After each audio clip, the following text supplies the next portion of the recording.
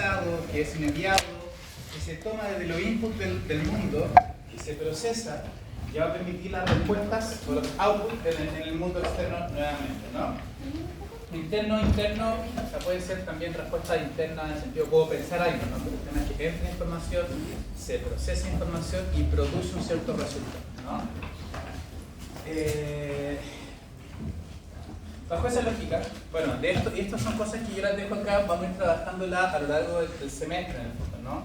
Vamos a ver que rápidamente a este modelo o a esta idea van a ir apareciendo o van a ir derivando pequeñas como dudas, pequeñas como fracturas respecto a lo que, a qué es exactamente lo que estamos queriendo decir con esto, ¿no? ¿A qué me refiero? Por ejemplo, rápidamente ¿cómo así? Una sospecha, podríamos decir, que aparece frente a esto, si efectivamente es correcto hablar bajo este modelo de una representación mental o si sería más correcto hablar de significados mentales. Y hasta qué punto la idea de hablar de representación mental permite efectivamente explicar la conducta humana. O sea, nosotros humanos trabajamos, funcionamos y vivimos en base a representaciones, es decir, imágenes uno a uno, o nosotros tenemos un proceso también de atribución de significado a esa representación y por lo tanto nunca va a ser tal cual como yo la estoy percibiendo, sino que en este proceso hay una serie de factores que van a mediar cómo esa representación queda o no queda y cómo queda, ¿no? No sé si les ha pasado alguna vez que tienen un recuerdo de algo, por ejemplo, y después dicen como, no, estoy inventando, yo fui a tal lugar y era demasiado lindo. Y después vais y no era tan lindo en verdad. Era como que algo pasó. Como que claramente algo me dio en el proceso en el que yo capturé eso y quedó en mi cabeza. Cuando lo digo de nuevo, no es lo mismo. Me dice, ¿por qué no es lo mismo? Porque de repente mi disposición era distinta, de repente yo andaba de peor ánimo. Pero claramente, ¿no? Como aparece algo de una manera muy pronta, que tiene que ver con que va a entrar en duda, o sea, se va a poner como en entredicho la idea de representación, como para entender si efectivamente va a ser la mejor forma de explicar esto, ¿no? Pero, aunque no lo sea, o si lo sea, lo vamos a ver a lo largo del semestre, lo cierto es que con la idea de representación mental, el cognitivismo empieza a avanzar en esta conquista paradigmática de la psicología en Estados Unidos, ¿no? Ahora, cuando hablamos de esto, ¿no? De representación de significado, esto, como les decía, va a crear cierta sospecha, la psicología hoy en día va a empujar, pero sí va a tener como una especie de bajada que es bien interesante, que el compañero acá rápidamente también intuyó, que es que cuando hablamos del cognitivismo y de la metáfora del computador que el cognitivismo va a plantear, el cognitivismo va a tener una lógica que va a ser más bien de sintaxis más que de semántica. ¿Conocen esas palabras? Sintaxis, semántica o no? Ya. La sintaxis tiene que ver con la forma en que está ordenada una oración.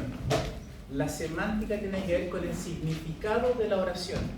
Si yo en español digo perro rojo la iba, no significa nada, porque semánticamente es una frase mal construida, ¿no? Nosotros, por ejemplo, en español, cuando hablamos inglés, tenemos muchos problemas con la semántica de las preguntas.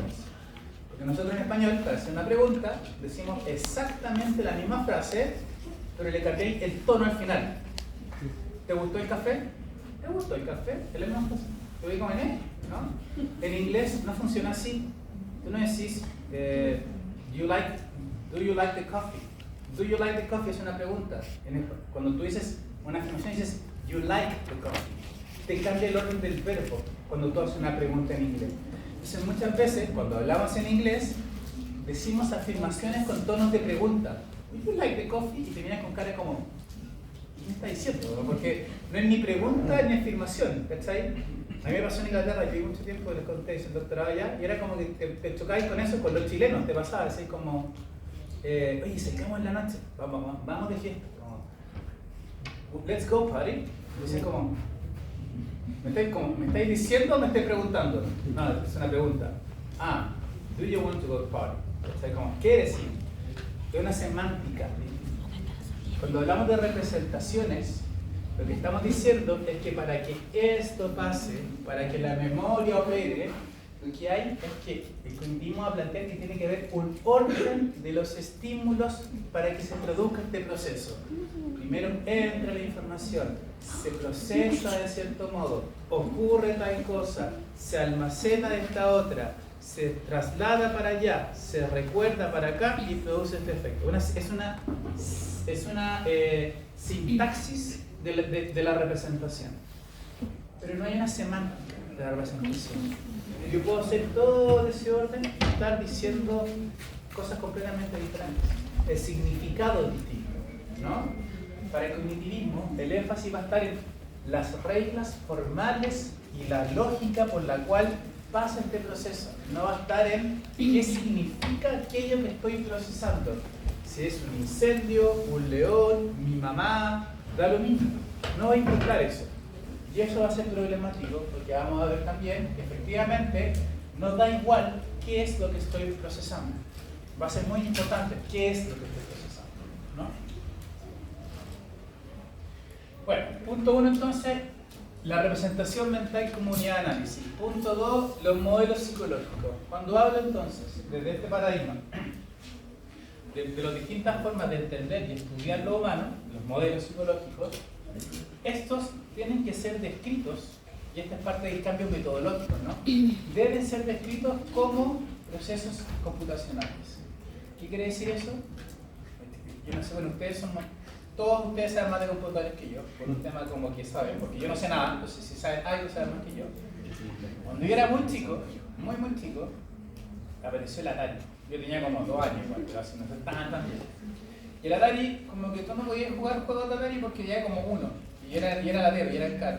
Pero sí vendían libros de programación, que era una cosa que uno hacía en mi tiempo, que no tenía en mi tiempo. Te pasaban un mamotreto gigante, un libro, y serían códigos. Y tú empezabas como a copiar el código. Y slash, no sé cuánto. Y como se hacía como 8 páginas sin ni un error, apretaba enter y aparecía como un punto que se movía así. Y era como, ¡oh! Hacker, ¿cachai? Era como un programa. Acá, lo que están pensando ellos es que si yo describo algo como la memoria, como la emoción, como la felicidad, como lo que sea, eso tiene que ser descrito siguiendo un modelo computacional. Y el modelo computacional, así como el programar el puntito en el Atari, es un modelo sintáctico. Es el orden correcto de inputs, de estímulos que producen tal tipo determinado de respuesta, ¿no? Hay una gran, fíjense, un gran énfasis en el orden. Entonces, en el orden de los factores me refiero, ¿no? ¿Y esto qué quiere decir entonces? Que cuando yo describo lo humano, más que centrarme en el contenido de los procesos, tengo que describir la arquitectura del proceso, la lógica del proceso, la forma, el criterio formal que le da cuerpo al proceso, ¿no?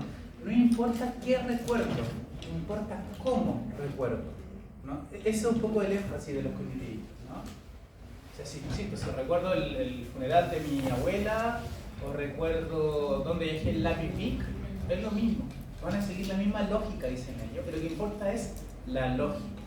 Y esa lógica tiene forma de proceso computacional, es análoga a los procesos computacionales. Punto 3. La herencia cartesiana. Va de la mano con lo anterior. La explicación se sitúa en el plano de la estructura y el proceso de conocimiento del sujeto. Es decir, lo que me interesa entender y explicar a mí como científico no es el contenido del proceso, no son los afectos vinculados al proceso. No me interesa explicar si es eso que recordé me da pena, alegría, tristeza o indiferencia. Lo que me importa explicar es la estructura formal del proceso. ¿Sí? En ese sentido, este modelo de cognitivismo, y digo este porque como bien decía un compañero, hay otros modelos más actuales que van cambiando, pero este modelo, que es el modelo tradicional y clásico con el que nosotros como que nos contagiamos socialmente, va a pensar que este computador es un computador ahistórico, acultural y desvinculado del afecto, en el fondo, ¿no? Es un computador. si yo conecto este computador en 1980, en 1990, en el 2000, y lo conecto acá en China o en mi casa y lo conecto en situación de guerra, en una inundación, pero igual tiene luz, va a funcionar igual, va a ser lo mismo, todo va a ser igual. ¿Sí?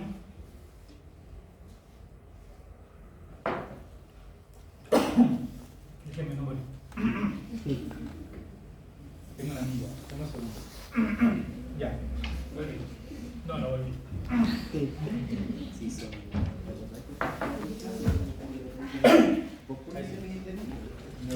Ya. Entonces, en ese sentido, siempre tengan un poco esa idea, ¿no? Como si ustedes tienen un computador, y esta es un poco la metáfora, insisto, de este modelo de cognitivismo tradicional. Si yo tengo un computador, yo no tengo que llegar al computador y decirle como, amigo computador. Yo sé que está nervioso porque hay mucha gente, pero funciona igual. El computador lo aprendí, funciona, y hace exactamente lo mismo, ¿no? Ya, ese es el modelo. Eso es parte de esta herencia cartesiana, que va a hacer el énfasis en la estructura y que va a hacer el énfasis en las representaciones mentales.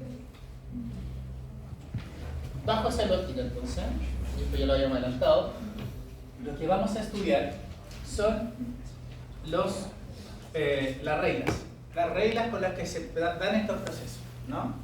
Las reglas, cuando hablamos de estos esquemas, de estos modelos, el modelo de la memoria, son reglas, son las lógicas formales por las cuales algo pasa. ¿Por qué recuerdo? ¿Por qué tomo decisiones? Vamos a ver que hay esquemas extremadamente complejos. Por ejemplo, ¿por qué hay gente que es más inteligente que otra? Y hay modelos para explicar eso. Es decir, la inteligencia, ¿qué es? Es la suma de estos 5 elementos, input, input, input, input, input, que produce o permite resolver este tipo de cosas, output, output, output, output. Y para que eso pase, en este aparato entre medio, tienen que hacer una serie de fenómenos, que son secuencialmente. Si yo tomo información, cuando ustedes le explicaban cómo responder la prueba de selección universitaria, o no sé cómo se llama ahora, le dicen como, ya, comprensión de lectura, ¿qué tienes que hacer? Leer, discriminar, seleccionar, ya, todo eso es esto. Es esta lógica. Ustedes tienen que funcionar como un computador. Si hay un texto que te gustó más que otro, filo, ¿no? Por ejemplo, miren, cosa muy curiosa, qué divertido esto, la vibración que me ha llamado la atención del modelo. Cuando yo fui a estudiar a Inglaterra, tenía que dar un test de inglés, que es el TOEFL. Y yo, ese año que me fui, uno de mis mejores amigos también quedó seleccionado y se fue a estudiar a otra universidad en Inglaterra. Y los dos dimos el TOEFL al mismo tiempo. A mí me fue increíble, saqué con el puntaje semi-perfecto, ¿no? Soy seco en inglés. Quédense con esa idea, nada. A mi amigo le fue horrible, tuvo que darlo nuevo. Y él me decía como, qué injusto, o sea, es imposible que sepa más que yo, imposible. Sí. Es verdad, pero hay una trampa. ¿Por qué a mí fue bien y a él mal? Uno, comprensión de lectura. La comprensión de lectura era un texto que se llamaba El complejo de Edipo. Se memoria, no tenía ni que leerlo, sé perfectamente lo que conozco de antes, ¿no?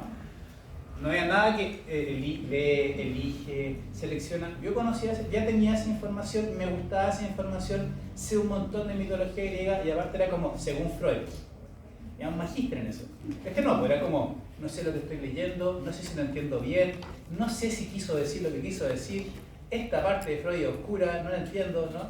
Entonces, uno, había algo más que sintaxis, había semántica. Y para mí, el significado del texto era perfectamente agradable. Dos, yo venía de ese día de despertar, decir como, adiós mi amor, estaba quedándome en la casa por hora ese día, me acuerdo. Me fui, tomé desayuno en el camino, comí un bagel, tomé un café, llegué feliz. Venía de haber terminado hace 2 días con la polola, estaba un poco curado, ¿sabes? Como, entonces, había estado triste. Entonces, en el fondo, cuando llegáis a procesar el estímulo, no es el mismo estímulo, ¿no? Como no es exactamente igual. Pero la teoría plantea que sí, y que necesitamos pensar que es exactamente igual, porque si no, no podemos entender cómo ve. Lo que le importa a la teoría son las reglas, ¿no? Como en un sistema computacional, es el algoritmo. Si yo el algoritmo lo pongo en un orden distinto, no funciona. Si yo pongo el que me gusta más este y otro, no funciona. El que me gusta más con letras mayúsculas que minúsculas, no funciona. Es que ¿qué? No funciona. Es la regla, no es el significado. Y eso es lo que van a pensar ellos, siguiendo este modelo, ¿no? En ese sentido, es que nosotros hablábamos al comienzo de la obra que esto pasa a ser problemático, porque la metáfora pasa a ser más que una metáfora y empieza a explicarnos a nosotros, no a decir, para entender algo nosotros tenemos que usar una metáfora que es el computador. Empezamos a decir, nosotros somos computadores. Entonces tú después llegás y decís, profe, me siento triste porque ayer terminé con mi pololo de 12 años, con el que tengo 4 hijos y 8 gatos, y me abandonó. Y yo digo, pero usted tiene que ser capaz de hacer el ejercicio igual, porque lo que importa es que todos tienen que hacer lo mismo de la misma manera, porque todos deberían ser capaces de hacer lo mismo de la misma manera, ¿no? Porque todos tenemos el mismo sistema de procesamiento de la misma manera, ¿no? Y ahí es donde empezamos a tocar. Cuando esto deja de ser una metáfora para explicar cosas y se come la realidad. Entonces yo atribuyo a la realidad estas características cuando no las tiene, ¿no? Y eso es lo complejo de esta metáfora. Bueno, por eso Edwards y otras personas mencionan que que estudia más y menos que la cognición en sí. ¿Ya?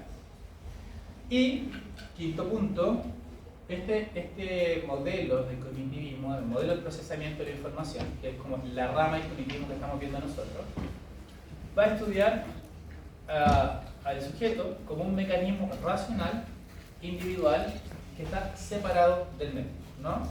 La misma línea de lo que mencionaba anteriormente, como no es cultural, no es social, es un aparato que opera independiente de las condiciones en las cuales está, independiente del lugar, el día, el clima, todo un poco igual, ¿no? Ahora, lo interesante es que vamos viendo que incluso dentro del cognitivismo empiezan a aparecer pequeños experimentos, pequeñas evidencias que van a poner esto súper en jaque, ¿no? Hay un estudio muy lindo que nosotros vamos a revisar que es sobre el recordar, el recuerdo.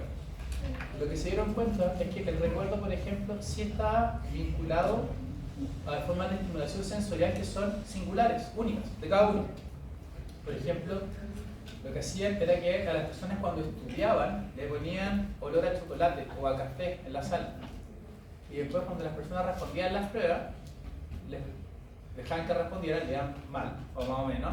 Pero si rociaban la sala con olor a chocolate, la gente le iba mejor, porque recordaba más, porque asociaba el olor a la información y podía recordar más rápido, ¿no? Por eso mismo, si ustedes estudian, no sé, tomando té, leen la prueba tomando té, porque uno asocia estímulos sensoriales a la información que estudiamos.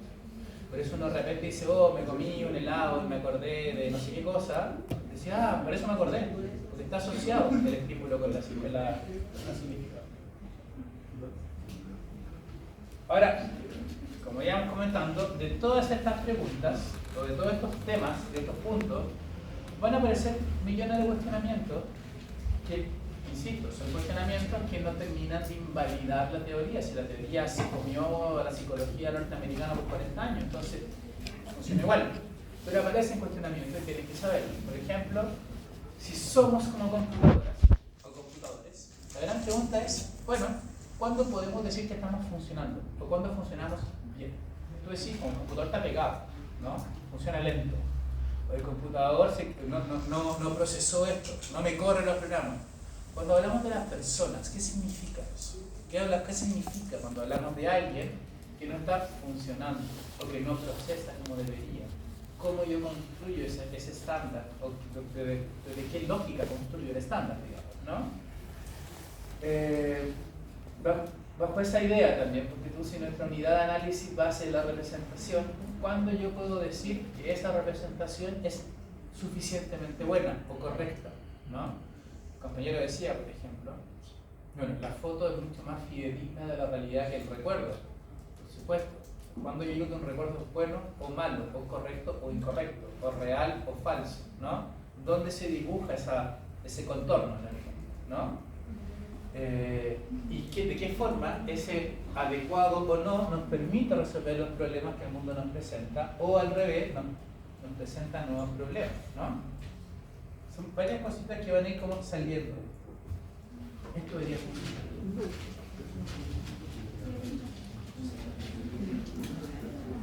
Pido silencio, bueno, si lo doy específico.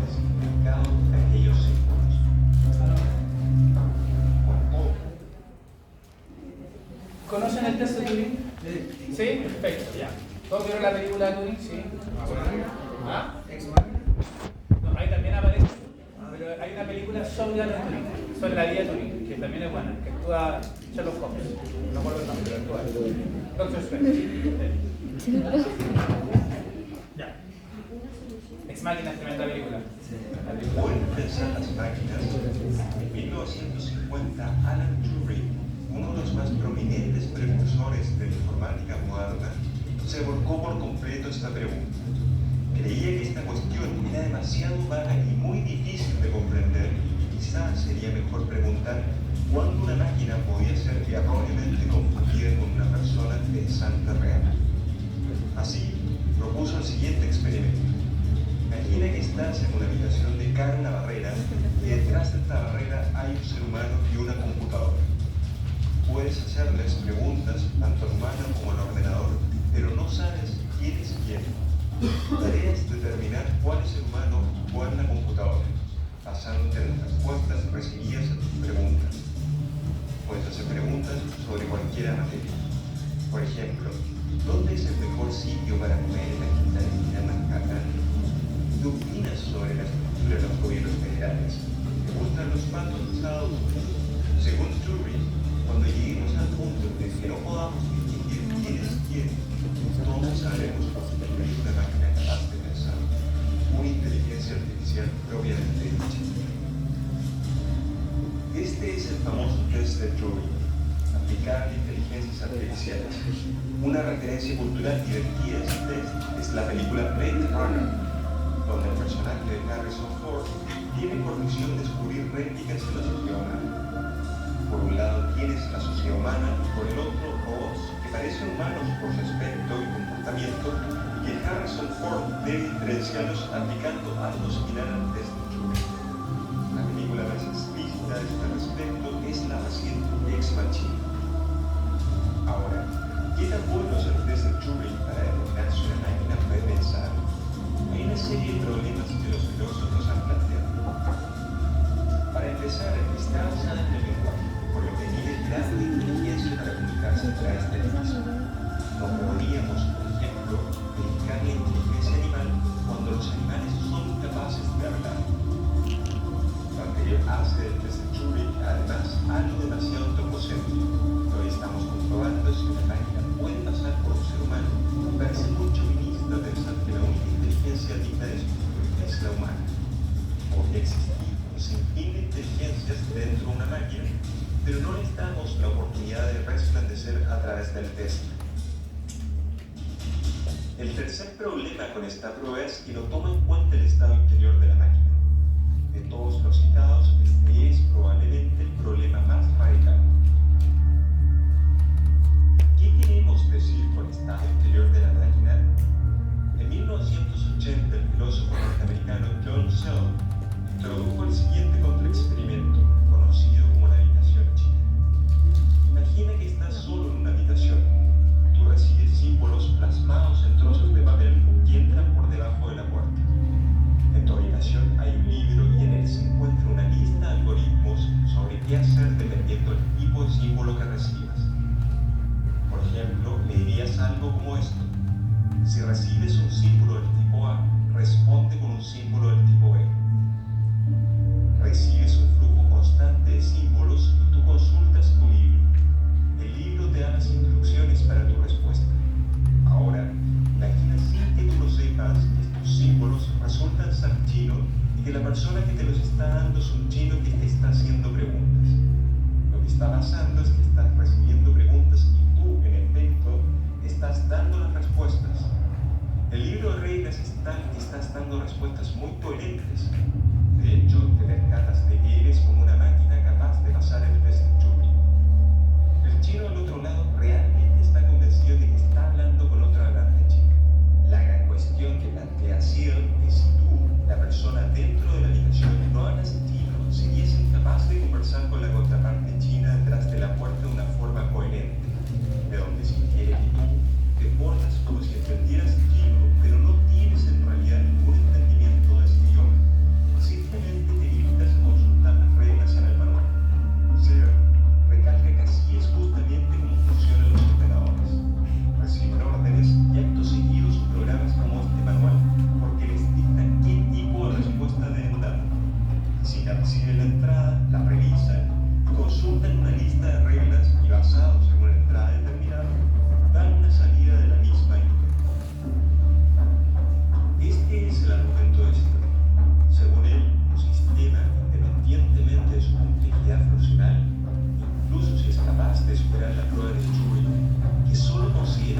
entidades sintácticas o estructurales, esto es, los símbolos, las formas que recibe, jamás llegará a ser un sistema de pensamiento propiamente dicho. Ese me interesa, miren, ¿por qué me interesa? No puedo pensar. ¿Por qué me interesa esto en el fondo? ¿No? Porque si estamos pensando que los límites para pensar lo humano es que imaginamos que es una máquina, el punto es que ¿qué pensamos que son las máquinas? ¿No? Y me parece que es tremenda pregunta, ¿no? De ahí el cine, la literatura y otras formas digamos, de conocimiento nos han dado un montón de pistas. Yo, pensando un poco lo que decía el compañero, yo les recomiendo que vean estas películas porque en verdad les va a facilitar infinitamente la vida cuando piensen en este curso, ¿no? Denle una mirada. Ex Machina es una peliculaza, aparte, tremenda. Si no han visto Blade Runner, vean Blade Runner como una historia del cine, no como no ver Blade Runner. Y salió una nueva de Villeneuve que también es estéticamente maravillosa, aparte. Y hay un librito que está basado en Blade Runner que se llama Two Ships. No me acuerdo cómo se llama, pero es como sueñan las ovejas eléctricas con no sé qué cosa, ¿no? Que el libro es que está basado, es un libro como madre de la cibernética en el fondo, ¿no? Y me parece que son, insisto, como temas bien actuales, porque esto sigue existiendo y se ha ido reconstruyendo, repensando y seguimos usando las mismas metáforas para pensar, ¿no? Bueno, para cerrar entonces con este que es como el capítulo introductorio al curso, y con esto ya nos lanzamos a ver los procesos propiamente tal la próxima semana. Cosas que tienen que ustedes saber y manejar a la perfección hasta ahora. El sujeto cognitivo, el sujeto que nosotros estamos usando, el sujeto que produce esta modificación ontológica, semántica y metodológica, es un sujeto entendido como un ordenador, ¿no?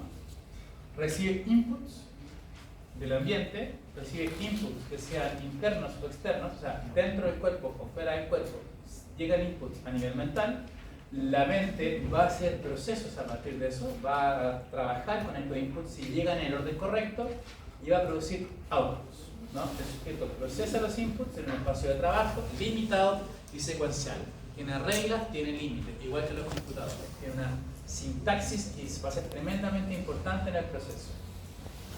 Procesa los inputs siguiendo reglas, categorizando y generando esquemas generales aplicables a un gran número de informaciones, y entonces va a emitir outputs o conductas internas o externas, dentro o fuera del cuerpo, ¿no?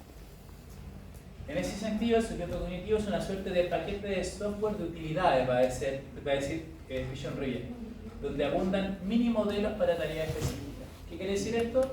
Que a partir de este modelo vamos a tener como algunos grandes esquemas del funcionamiento del procesamiento de información, y de ahí se van a extender como micromodelos para tareas específicas. Memoria a largo plazo, inteligencia, resolución de problemas, son micromodelos que van a ir derivando de esta idea general que es esto. ¿Sí? Esta idea va a entrar entonces en tensión, esta nueva forma de pensar al humano, con numerosas otras formas de teorización e investigación en psicología. O sea, esta idea de que somos instintos, así actuamos y así tenemos que entenderlo, va a chocar con las formas de conocimiento o las teorías que encontramos en la mayoría de las otras escuelas de la psicología, desde la Gestalt, al psicoanálisis, al humanismo, ¿no? Que van a pensar que esto es profundamente erróneo, ¿no? Porque es profundamente reduccionista en muchos ámbitos, como todas las teorías de la psicología lo son, por supuesto, ¿no? Pero principalmente porque van a pensar que es una sobresimplificación de elementos mucho más complejos, como el afecto, la emoción, etc., ¿no? Por lo mismo, esto ha generado críticas desde la psicología y también críticas desde otras disciplinas, ¿no?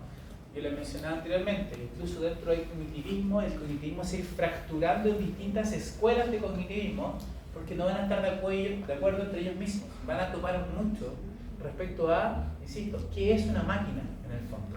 Si la metáfora es la máquina, ¿qué es esa máquina? ¿Cómo funciona esa máquina? ¿No? De ahí van a salir distintas escuelas cognitivas que van a modificar esta idea de alguna manera, ¿no? Por ejemplo, se van a criticar la falta de intencionalidad de esta máquina, ¿no? Como que sea solo un receptor pasivo y un procesador pasivo de información que viene. Se va a criticar la idea de este sujeto como un sujeto aislado del mundo, un sujeto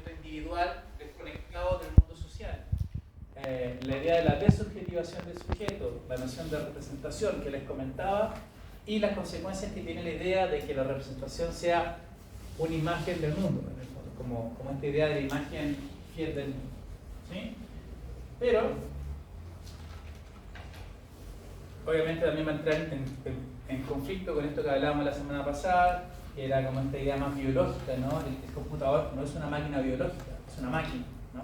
Y eso también va a hacer que actualmente tengamos un montón de choque y que hoy por hoy la metáfora del computador esté quedando un poco en segundo plano frente a la idea del cuerpo como una biología, ¿no? Como este sustrato más vivo.